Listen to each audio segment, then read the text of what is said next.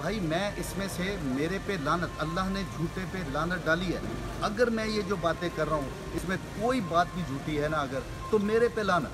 आप मेरी बात समझे।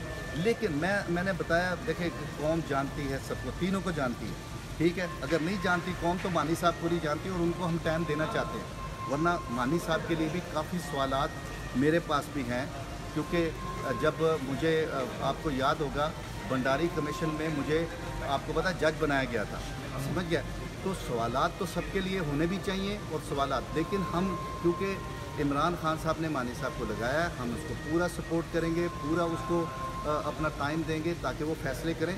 लेकिन अगर पहला ही एक छोटा सा उनके पास केस आया और वो कहते हैं कि जी फाइल इज़ क्लोज, और वो ये कहते हैं कि जी मुझे इन पे दोनों पे बड़ा कॉन्फिडेंस है, और ये वाक़या बड़ा अफसोसनाक है, अगर वो उनकी ये स्टेटमेंट है, तो मैं ये समझता हूँ कि मानी साहब को इसको रीथिंक करना चाहिए, और ये नहीं कहना चाहिए, किसी को ना बचाना चाहिए ना किसी को फंसाना चाहिए। उनको एक फ़ैसला करना चाहिए कि कौम कहे कि जी वाह जी वाह क्या फ़ैसला आपने किया है। तो ये बात तो मुझे समझ आती है, लेकिन अगर आप इसको ऐसे ही करेंगे तो फिर अगले फ़ैसलों के लिए आपको जो है वो प्रॉब्लम आ सकती है, अगर आप इस तरह की सोच लेके चलेंगे।